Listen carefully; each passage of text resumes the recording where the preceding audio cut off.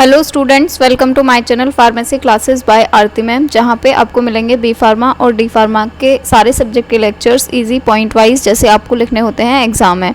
तो आज हमारा टॉपिक है बी फार्मा फोर्थ सेमेस्टर के मेडिसिनल केमिस्ट्री का डायरेक्ट एक्टिंग सिम्पैथोमिमेटिक एजेंट। ये जो डायरेक्ट एक्टिंग सिम्पैथोमिमेटिक एजेंट हैं ये आपके सिलेबस में 14 दिए हुए हैं। 7 हम जो लेक्चर 3 था उसमें कर चुके हैं डिस्कस, और अभी जो 7 बच्चे थे हम ये वाले 7 को आज डिस्कस करेंगे। तो चलिए शुरू करते हैं। तो जो आज के 7 ड्रग्स बचे हैं उनमें हमारा फर्स्ट ड्रग है आइसोप्रोटेरेनॉल, जिसको हम आइसोप्रेनालीन भी बोलते हैं। और ये जो आइसोप्रेनालीन है ये एक सिंथेटिक कैटेकोलामाइन है। सिंथेटिक कैटेकोलामाइन का मतलब क्या होता है कि ये हमें एनिमल या प्लांट से नहीं ऑब्टेन होता है, ये नेचुरल ड्रग नहीं है। पर जो हमें नॉर एड्रेनालिन मिलता है एनिमल सोर्स से, हम उस नॉर एड्रेनालिन के अंदर मॉडिफिकेशन करके आइसोप्रोटेरेनॉल या आइसोप्रेनालिन को बनवाते हैं। जैसे अगर हम नॉर एड्रेनालिन का या फिर नॉर एपिनेफ्रिन, दोनों एक ही नाम होते हैं, तो अगर हम नॉर एड्रेनालिन या नॉर एपिनेफ्रिन की बात करें तो वो उसका इतना स्ट्रक्चर तो एकदम सेम ही होता है, यहाँ से और यहाँ तक ये वाला स्ट्रक्चर तो सेम ही था। बस यहाँ पर क्या था, नॉर एपिनेफ्रिन में यहाँ पर NH2 था, तो हमने जो एक NH2 है, यहाँ पे हाइड्रोजन के 2 थे, हमने वो एक हाइड्रोजन को रिप्लेस करा के यहाँ पर कौन सा ग्रुप ऐड कर दिया है, एक आइसोप्रोपाइल ग्रुप ऐड कर दिया है, मैथ, एथ और प्रोप। और ये एक इसमें ब्रांच भी है, इसलिए हम इसको क्या बोल रहे हैं, आइसोप्रोपाइल बोल रहे हैं। तो ये वाला जो ग्रुप है इसको हम क्या बोलते हैं, इसको हम बोल रहे हैं आइसोप्रोपाइल। तो हमने बस ये वाले ग्रुप को यहाँ पर ऐड कर दिया है। बाकी पूरा का पूरा ड्रग ये कौन सा है, नॉर एड्रेनालिन है। जैसे कि हम अभी पिछले लेक्चर में भी डिस्कस कर रहे थे कि हम ऐसे कंपाउंड्स को, हम बहुत सारे नेचुरल कंपाउंड्स ऐसे होते हैं जिनको हम यूज़ कर लेते हैं एज लीड का मतलब क्या होता है कि हमने इसको यूज़ कर लिया, या हम टेम्पलेट भी बोल देते हैं, तो हमने इसको लीड या टेम्पलेट की तरह यूज़ कर लिया। इसमें हम कोई भी मॉडिफिकेशन करा सकते हैं। हमने नॉर एड्रेनालिन को यूज़ कर लिया एज टेम्पलेट या एज लीड, और उसके अंदर हमने ये वाले ग्रुप को ऐड करा दिया है। अब हमने ये वाला ग्रुप क्यों ऐड कराया, ये हमने स्पेसिफिकली इसलिए इसको ऐड कराया है ताकि इसकी सेलेक्टिविटी इंक्रीज हो जाए बीटा रिसेप्टर के लिए, कि ये सिर्फ बीटा रिसेप्टर पे ही बाइंड करे, ये अल्फा रिसेप्टर पे बाइंड ही ना करे। अगर कोई भी ड्रग हमें सिर्फ और सिर्फ बीटा रिसेप्टर पर ही बाइंड करने के लिए चाहिए और वो हो जाता है अल्फा रिसेप्टर पे भी बाइंड बीटा के साथ साथ, तो वो वहाँ पर एडवर्स इफेक्ट देगा ना। अगर हमें एडवर्स इफेक्ट को बचाना है तो हमें क्या चाहिए, हमें अगर बीटा रिसेप्टर वाले एक्शन चाहिए तो वो सिर्फ बीटा रिसेप्टर पे ही बाइंड होने चाहिए। तो यहाँ पर जब भी हम ऐसे बल्कि ग्रुप्स ऐड करते हैं, तो आपने इसके सार में भी पढ़ा होगा, सेकेंड लेक्चर के अंदर ही बताया है मैंने कि वहाँ पर सार के अंदर था कि जब भी हम बल्कि ग्रुप ऐड कर देते हैं यहाँ पर, तो जो बीटा सेलेक्टिविटी है वो इंक्रीज हो जाती है ड्रग की। तो इसीलिए हमने जब यहाँ पर इसके अंदर एक बल्कि ग्रुप ऐड कर दिया तो इसकी बीटा सेलेक्टिविटी बढ़ गई। अब ये बीटा रिसेप्टर से बाइंड करेगा और अल्फा रिसेप्टर से बाइंड नहीं करेगा। तो एक चीज़ तो ये हो गई इसके अंदर ये वाले ग्रुप की वजह से, और सेकेंड चीज़ क्या हो गई इसके अंदर की जो माओ होता है, माओ का मीनिंग क्या होता है, मोनो अमीन ऑक्सीडेज। तो मोनो अमीन ऑक्सीडेज का मतलब क्या होता है, यहाँ पर ये जो अमीन ग्रुप होता है इसको ये मेटाबोलाइज कर देते हैं, जिसकी वजह से पूरा ड्रग मेटाबोलाइज हो जाता है, खराब हो जाता है। लेकिन अभी माओ का इस पर कोई फर्क ही नहीं पड़ेगा, क्योंकि जब भी हम यहाँ पर बल्कि ग्रुप्स ऐड कर देते हैं तो वो ड्रग माओ से डिग्रेड नहीं हो सकती है, क्योंकि यहाँ तक माओ पहुँच ही नहीं पाता है। तो चलिए अभी यहाँ पे पढ़ते हैं मैकेनिज्म ऑफ एक्शन के बारे में। तो जैसे अभी मैं यहाँ पर बता रही थी कि इसकी बीटा सेलेक्टिविटी इंक्रीज करने के लिए ही हमने यहाँ पर ग्रुप ऐड करा है। तो ये जो ड्रग है ये कहाँ पर बाइंड करेगी, बीटा रिसेप्टर पे बाइंड करेगी और बीटा रिसेप्टर को स्टिमुलेट कर देगी। ये बाइंड नहीं होता है अल्फा रिसेप्टर पे। मेटाबॉलिज्म के बारे में पढ़ेंगे तो ये मेटाबोलाइज होता है कॉम्प्ट से, माओ से तो होगा नहीं। कॉम्प्ट का मतलब क्या होता है, कैटेकोल ऑर्थोमिथाइल ट्रांसफरेज। तो ये वाला जो H होता है इसको रिप्लेस करके एक मिथाइल ग्रुप ऐड हो जाता है इसकी वजह से, कॉम्प्ट की वजह से। तो ये कैटेकोल का स्ट्रक्चर तो है ही ना यहाँ पे, तो कैटेकोल का स्ट्रक्चर तो हो ही जाएगा मेटाबोलाइज। और ये और भी चीज़ों से हो जाता है मेटाबोलाइज, जैसे सल्फेट एंड ग्लूकोरोनाइड कॉन्जुगेशन। तो ये आपने पढ़े होंगे मेटाबॉलिज्म के अंदर फेज 1 और फेज 2 मेटाबॉलिज्म रिएक्शन जो होती हैं वहाँ पर।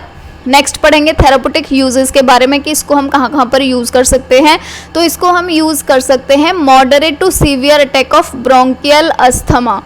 इसके बाद में नेक्स्ट है कि ये एक पोटेंट कार्डियक स्टिमुलेंट भी होता है, हार्ट को भी स्टिमुलेट कर देता है, इसीलिए ये यूज़फुल होता है जब हार्ट ब्लॉक हो जाता है उस केस में, क्योंकि हार्ट जब ब्लॉक हो जाता है तो वो अपना काम करना स्लो कर देता है। और ये जो जितने भी बीटा रिसेप्टर एगोनिस्ट होते हैं जो हार्ट को स्टिमुलेट कर देते हैं, तो यहाँ पर भी अगर हार्ट ब्लॉक हो गया है, वो ढंग से काम नहीं कर रहा है, तो हम इसको दे सकते हैं। एडवर्स इफेक्ट की अगर बात करें तो इसकी वजह से पल्पिटेशन हो जाता है, टैकीकार्डिया हो जाता है, हेडेक हो जाता है, फ्लशिंग हो जाती है स्किन की, सीरियस एरिथमियास हो जाते हैं क्योंकि हार्ट पे जाके एक्ट करेगा। अगर थोड़ा भी ज़्यादा डोज दे दिया तो एरिथमियास हो सकते हैं। एंजाइना का पेन जो होता है वो भी इसकी वजह से हो सकता है, ट्रीमर्स, डिजीनेस और स्वेटिंग। तो नेक्स्ट हम पढ़ेंगे टर्ब्यूटालीन के बारे में। जो टर्ब्यूटालीन है वो भी सेम ही है, जैसे ऊपर अभी हमने आइसोप्रोटेरेनॉल पढ़ा था, सेम ये उसकी तरह ही होता है। बस डिफरेंस कहाँ होता है, वहाँ पर यहाँ पर ये 3 ग्रुप थे, मतलब यहाँ पर कौन सा था, आइसोप्रोपाइल ग्रुप था, जबकि यहाँ पर एक CH3 और ऐड हो गया है। तो यहाँ पर बस डिफरेंस है, जैसे अगर मैं आपको एक बार दिखाऊं तो ये देखिए यहाँ पर ये 2 CH3 हैं, वहाँ पर आपको 3 CH3 ऐड करने हैं, बस इतना ही डिफरेंस है। यहाँ पर एक CH3 यहाँ, एक CH3 यहाँ और एक CH3 यहाँ, यहाँ पर 3 CH3 हैं। और जो दूसरा डिफरेंस है वो ये है कि वहाँ पर पूरा कटेकॉल का स्ट्रक्चर था, OH यहाँ पर था, पर यहाँ पे जैसे आप देख पा रहे होंगे कि यहाँ पर OH यहाँ पर लगा हुआ है, तो ये कटेकॉल का स्ट्रक्चर है ही नहीं। कटेकॉल के स्ट्रक्चर में तो दोनों हाइड्रोक्सी ग्रुप एडजेसेंट होते हैं ना, एक पास ही होते हैं, पर यहाँ पर ये वाला खाली हो गया ना अभी, तो ये वाला कटेकॉल का स्ट्रक्चर भी नहीं है। ये जो टर्ब्यूटालीन होता है ये सेलेक्टिव बीटा 2 रिसेप्टर एगोनिस्ट होता है, वो आपको यहाँ से ही पता चल गया होगा।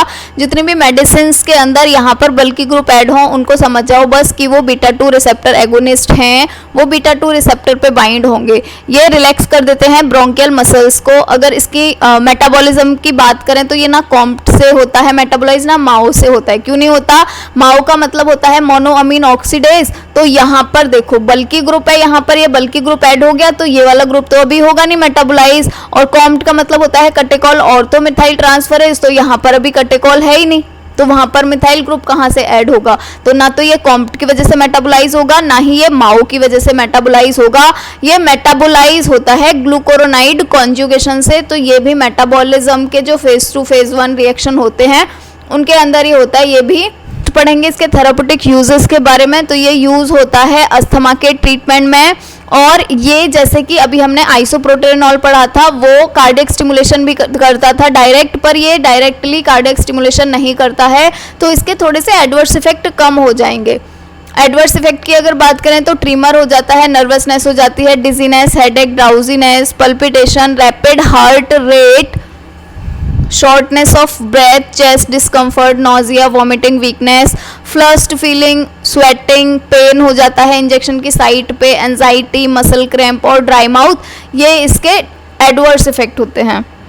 नेक्स्ट पढ़ेंगे बिटोल्टेरॉल। तो बिटोल्टेरॉल जो होता है, तो जैसे कि आप यहाँ पे देख पा रहे होंगे जो बिटोल्टेरॉल है उसका इतना स्ट्रक्चर तो सेम है, इतना स्ट्रक्चर सेम है टर्ब्यूटालीन की तरह। ये वाला पूरा टर्ब्यूटालीन ही है, मैं आपको एक बार दिखा देती हूँ। वाला स्ट्रक्चर पूरा का पूरा सेम है, बस यहाँ पर हुआ क्या है वो बता देती हूँ। जैसे आप यहाँ पर देख रहे होंगे, यहाँ पर जो OH ग्रुप था ना, दोनों जगह पे OH ग्रुप था, तो वो H को रिप्लेस करके यहाँ पे क्या ऐड हो गया है, methyl benzoic acid. Methyl benzoic acid का स्ट्रक्चर बनाएं तो मिथाइल बेंजोइक एसिड का स्ट्रक्चर यही हो जाएगा ना। तो देखो ये यही स्ट्रक्चर ही तो है, यहाँ पर यही तो है, ये वाला ये रहा, ये मिथाइल ग्रुप ये रहा, और यहाँ पर ये बेंजीन रिंग ये रही, उसके बाद में COOH है तो C, और यहाँ पर जो इसका H था और जो यहाँ पर ये वाला OH बचा, ये दोनों ने मिलके क्या बना लिया, H2O बना लिया, और बाकी का ये इधर आके यहाँ पर ऐड हो गया।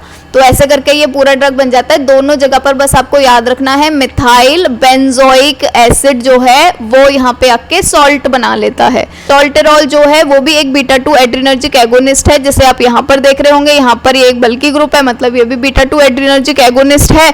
बीटा एड्रीनर्जिक रिसेप्टर जो हैं वो जब एक्टिवेट होते हैं तो उनके एक्टिवेशन के वजह से रिलैक्सेशन हो जाता है स्मूथ मसल्स में, और कहाँ कहाँ की स्मूथ मसल्स में, लंग्स के, और जो एयरवेज हैं वो भी डायलेट कर जाते हैं। ये होता है इसका मैकेनिज्म ऑफ एक्शन। अगर मेटाबॉलिज्म देखें तो ये प्रोड्रग है कोल्टेरॉल का, मतलब जब भी बिटोल्टेरॉल को हम लेंगे तो वो हमारे स्टमक में जाएगा, फिर वहाँ से जब एब्जॉर्ब होके जाएगा लिवर के अंदर तो वहाँ पर कन्वर्ट हो जाता है कोल्टेरॉल में। हमने लिया था बिटोल्टेरॉल लेकिन लिवर ने उसको कन्वर्ट कर दिया कोल्टेरॉल में, जिसमें कि जो कटेकॉल हाइड्रोक्सी ग्रुप होता है वो कन्वर्ट हो जाता है मिथाइल बेंजोइक एसिड एस्टर में, जैसा कि हमने यहाँ पर अभी देख ही लिया। जो थेरापुटिक यूजेस हैं बिटोल्टेरॉल के वो हम इसको यूज़ करते हैं ब्रोंकोस्पाज्म में, जैसे कि सीओपीडी हो जाता है उसके अंदर यूज़ कर सकते हैं और अस्थमा के अंदर यूज़ कर सकते हैं। एडवर्स इफेक्ट अगर हम इसके देखें तो कफ हो जाता है इसकी वजह से, ड्राई माउथ हो जाता है, हाई ब्लड प्रेशर हो जाता है, इरिटेशन हो जाता है लार्जर पैसेज ऑफ लंग्स के अंदर, क्योंकि वहाँ पर ये बहुत ज़्यादा डायलेशन कर देगा तो इरिटेशन तो होगी ही, माउथ इरिटेशन हो जाती है, टेस्ट प्रॉब्लम्स हो जाते हैं और टेम्पररी रेडनेस हो जाती है फेस पे और नेक पे। नेक्स्ट पढ़ेंगे साल्ब्यूटामॉल। साल्ब्यूटामॉल बहुत इंपॉर्टेंट है क्योंकि इसकी सिंथेसिस भी दी हुई है आपके सिलेबस में। तो जो साल्ब्यूटामॉल है उसका आप स्ट्रक्चर देख पा रहे होंगे। जो साल्ब्यूटामॉल है वो नॉरएपिनेफ्रिन की तरह है, नॉरएड्रेनालिन की तरह ही है, बस यहाँ पर क्या डिफरेंस हुआ है कि जो एक हाइड्रोजन है वो यहाँ पर रिप्लेस हो गया है ये वाले ग्रुप से। यहाँ पर आप देख रहे होंगे जो कटेकॉल का फर्स्ट हाइड्रोक्सी ग्रुप है वो रिप्लेस हो गया है मिथाइल हाइड्रोक्साइड से। मैकेनिज्म ऑफ एक्शन की बात करेंगे, ये भी सेलेक्टिव बीटा 2 एड्रीनर्जिक रिसेप्टर होता है, क्योंकि यहाँ पर आप जब भी बल्कि ग्रुप देखो तो समझ जाओ बीटा 2 एड्रीनर्जिक रिसेप्टर एगोनिस्ट है, तो ये भी एक बीटा 2 एड्रीनर्जिक रिसेप्टर एगोनिस्ट है। ये स्टिमुलेट कर देता है बीटा 2 रिसेप्टर को जो प्रेजेंट होते हैं स्मूथ मसल्स पे, और जब भी स्टिमुलेशन होता है तो स्मूथ मसल क्या हो जाते हैं, रिलैक्स हो जाते हैं। मेटाबॉलिज्म की अगर बात करें तो देखो यहाँ पर ना तो ये कॉम्प्ट से होगा मेटाबोलाइज क्योंकि कटेकॉल का स्ट्रक्चर है ही नहीं, और ना ही ये होगा माओ से मेटाबोलाइज क्योंकि यहाँ पर एक बल्कि ग्रुप ऐड है, तो उन दोनों से तो ये मेटाबोलाइज होएगा ही नहीं। आप यहाँ पर लिख भी सकते हो it is not metabolized by MAO and COMT. ये कन्वर्ट हो जाता है लिवर में, मतलब लिवर में इसका मेटाबोलाइज होता है और ये कन्वर्ट हो जाता है 4-ऑर्थो सल्फेट में, जिसको हम बोलते हैं साल्ब्यूटामॉल 4-O सल्फेट, इसमें कन्वर्ट हो जाता है ये। अगर इसके यूजेस की बात करें तो ये अस्थमा के ट्रीटमेंट में यूज होता है और एक्चुअल में ये फर्स्ट चॉइस होता है अस्थमा के ट्रीटमेंट में। साल्ब्यूटामॉल, टर्ब्यूटालिन, साल्मेट्रोल, फॉर्मेट्रोल, ये 4 ड्रग्स होते हैं जिनको हम अस्थमा के अंदर देते हैं। तो साल्ब्यूटामॉल जो होता है वो फर्स्ट चॉइस ड्रग होता है अस्थमा में, ब्रोंकाइटिस में, सीओपीडी में। ये प्रिवेंट करता है एक्सरसाइज इंड्यूस्ड ब्रोंकोस्पाज्म जो होते हैं, जब एक्सरसाइज करते हैं पर्सन और उनको ब्रोंकोस्पाज्म हो जाता है तब हम साल्ब्यूटामॉल को दे सकते हैं उनका ब्रोंको डायलेशन कराने के लिए। नेक्स्ट पढ़ेंगे सिंथेसिस साल्ब्यूटामॉल की। तो देखो अगर आपको स्ट्रक्चर पता है आप सिंथेसिस ऐसे ही लिख दोगे क्योंकि इसकी सिंथेसिस बहुत ज़्यादा इजी है। जैसे आपको अगर यहाँ पर ये स्ट्रक्चर पता है इतना, आपको ये स्ट्रक्चर पता है इतना, आप सबसे पहले यही वाला स्ट्रक्चर बना दो इतना। उसके बाद आपको क्या करना है, आपको ये 3 वो चाहिए ना, ये कार्बन चाहिए ऐड होने के लिए यहाँ पर, तो आपको बस ये कार्बन ही तो ऐड करने हैं। यहाँ पर देखो ये 2 कार्बन वाला बना दिया आपने, बस करना क्या है, यहाँ पर इधर साइड में एक क्लोराइड ऐड कर दो, इधर साइड में एक क्लोराइड ऐड कर दो, यहाँ पर एक कीटोन ग्रुप बना दो। तो यहाँ पर ये वही है, मतलब बहुत ईजी है। आपको अगर ये डायग्राम आएगा तो आप ऐसे ही सीख जाओगे। अब यहाँ पर ये वाला जो ग्रुप था वो यहाँ से एक हाइड्रोजन और ये वाला Cl, ये यहाँ वाला हाइड्रोजन और ये वाला Cl मिलके बना लेंगे HCl और वो रिमूव हो जाएगा, बाकी ये वाला ग्रुप आके यहाँ पर ऐड हो जाएगा। तो ये यहाँ पर आकर ऐड हो गया पूरा यही का यही। इसके बाद में अब हमें क्या करना है, देखो हमें यहाँ पर ये वाली चीज़ें मिल गई इतनी, अब हमें क्या चाहिए, हमें ये चाहिए, इतना वाला ग्रुप चाहिए ये वाला। तो सीधा का सीधा बस यही ग्रुप लिख देना है आपने। ये लिख रहा है यहाँ पर NH2CCH3 का होल थ्राइस, बिल्कुल पूरा यही का यही। अब क्या होगा, ये वाला जो Cl है और यहाँ से एक हाइड्रोजन, ये H और ये Cl मिलके HCl फिर से बना लेंगे और HCl यहाँ पर फिर से रिमूव हो जाएगा और अभी यहाँ पर ये वाला पूरा का पूरा ग्रुप यहाँ पर ऐड हो जाएगा। तो ये वाला ग्रुप हो गया यहाँ पर ऐड। अब बस हमारे पास एक कमी रह गई है कि यहाँ पर ये जो कीटोन ग्रुप है इसको हमें हाइड्रोक्सी ग्रुप में कन्वर्ट करना है। तो इस कीटोन ग्रुप का करा देते हैं रिडक्शन, जिसकी वजह से ये हाइड्रोक्सी ग्रुप में कन्वर्ट हो जाएगा। तो यहाँ पर हमने MPB रिडक्शन करवा दिया, जिसकी वजह से जो कीटोन ग्रुप था वो कन्वर्ट हो गया हाइड्रोक्सी ग्रुप में। तो ये बहुत ईजी है, अगर आपको ये स्ट्रक्चर पता है साल्ब्यूटामॉल का तो आप ऐसे ही कर सकते हो। इसके बाद नेक्स्ट पढ़ेंगे एड्रीनर्जिक अल्फा 1 रिसेप्टर एगोनिस्ट। ये वाले जो ड्रग्स हैं वो आपके सिलेबस में जो सिंपैथोमिमेटिक एजेंट है उसके लास्ट में ये तीनों ड्रग्स ही हैं, और ये तीनों के तीनों ड्रग्स मैंने इसलिए साथ में दिए हैं क्योंकि इनका सब कुछ सेम है, इनके मैकेनिज्म ऑफ एक्शन सेम है, इनके यूजेस सेम है, तो इसलिए एक साथ ही दे दिए। बस आपको स्ट्रक्चर अगर पढ़ना चाहते तो स्ट्रक्चर पढ़ लें, बाकी पूरे हैं ये एक जैसे ही। तो ये जितने भी ड्रग्स हैं, चाहे वो नेफाजोलिन हो, चाहे ऑक्सीमेटाजोलिन हो, चाहे जाइलोमेटाजोलिन हो, ये तीनों के तीनों ही एड्रीनर्जिक अल्फा 1 रिसेप्टर एगोनिस्ट होते हैं, अल्फा 1 रिसेप्टर एगोनिस्ट। और यहाँ पर अगर स्ट्रक्चर भी देखेंगे तो स्ट्रक्चर भी याद करने में कुछ है नहीं इनका, क्योंकि यहाँ पर अगर आप देखेंगे तो ये जो रिंग है, जो इमिडाजोलिन रिंग है, इसको हम इमिडाजोलिन रिंग बोलते हैं। यहाँ पर अगर मैं लिखूँ तो इसको हम बोलते हैं इमिडाजोलिन रिंग। तो देखो यहाँ पर हर किसी के अंदर आपको ये इमिडाजोलिन रिंग बनानी है, यहाँ पर ये है और यहाँ पर ये है, तीनों के अंदर आपने इमिडाजोलिन रिंग बना दी। उसके बाद में आपको यहाँ पर एक कार्बन का चेन बनाना है, तो यहाँ पर भी एक कार्बन का चेन बन गया, यहाँ पर भी एक कार्बन का चेन बन गया। उसके बाद में यहाँ पर बेंजीन रिंग अटैच करनी है, यहाँ पर ये बेंजीन रिंग अटैच हो गई और ये बेंजीन रिंग अटैच हो गई। तो ये इतनी चीज़ें तो हर किसी में सेम ही है। उसके बाद आपको क्या करना है, देखो जो जाइलोमेटाजोलिन है वहाँ पर आपको 2 मिथाइल ग्रुप ऐड करने हैं इधर, और इधर ऐड करना है जो हम अभी तक जितने भी ड्रग्स में पहले ऐड करते हुए आए थे, CH3 का होल थ्राइस, ये यहाँ पर ऐड हो गया। सेम जो हमने यहाँ पर बनाया है वही चीज़ हम यहाँ पर बनाएंगे, बस हमें यहाँ पर क्या करना है, एक हाइड्रोक्सी ग्रुप और ऐड कर देना है बस। तो जाइलोमेटाजोलिन के जैसा ही होता है ऑक्सीमेटाजोलिन, यहाँ पर ऑक्सी लिख रहा है तो समझ लेना 4th पोजीशन पर हाइड्रोक्सी, हाइड्रोक्सी में भी ऑक्सी है ना, तो हाइड्रोक्सी ग्रुप ऐड है ऑक्सीमेटाजोलिन में। और नेफाजोलिन की अगर बात करें तो वहाँ तो आपको बहुत ईजी है, कुछ करना ही नहीं है, बस ये जो बेंजीन रिंग बनाई थी यहाँ कुछ भी नहीं करना, इसके साथ में एक और बेंजीन रिंग ऐड कर दो, तो ये तीनों के तीनों स्ट्रक्चर बहुत ईजी हैं, ऐसे ही याद हो जाएंगे। मैकेनिज्म ऑफ एक्शन की अगर बात करें तो हम यहाँ पर पढ़ चुके हैं कि ये तीनों ही नेफाजोलिन, ऑक्सीमेटाजोलिन और जाइलोमेटाजोलिन, ये तीनों ही अल्फा 1 रिसेप्टर एगोनिस्ट है। मतलब ये कहाँ पर बाइंड करेंगे, अल्फा 1 रिसेप्टर पे बाइंड करेंगे और उनको स्टिमुलेट कर देते हैं। जब भी अल्फा 1 रिसेप्टर स्टिमुलेट होते हैं तो ये क्या कर देते हैं, 2 चीज़ें कर देते हैं, एक तो वैसोकॉन्स्ट्रिक्शन और एक नेजल डिकॉन्जेस्टेंट। इसीलिए हम यही वाली दोनों एक्टिविटी को लेकर ही इसको यूज करते हैं डिसीज के ट्रीटमेंट में। नेक्स्ट पढ़ेंगे इसके यूजेस। तो जितने भी सेलेक्टिव अल्फा 1 एगोनिस्ट होते हैं उनको हम यूज़ करते हैं कैसे, वैसो कॉन्स्ट्रिक्टर की तरह यूज़ करते हैं। ये जो एजेंट होते हैं इनको हम यूज़ करते हैं नेजल और ऑप्थेल्मिक डिकॉन्जेस्टेंट की जब हमें रिक्वायरमेंट होती है तब, जैसे जब हमें सर्दी वर्दी हो जाती है तभी भी हम इनको नेजल डिकॉन्जेस्टेंट की तरह यूज़ कर लेते हैं। उसके बाद में नेक्स्ट पढ़ेंगे सार, नेफाजोलिन, ऑक्सीमेटाजोलिन और जाइलोमेटाजोलिन का।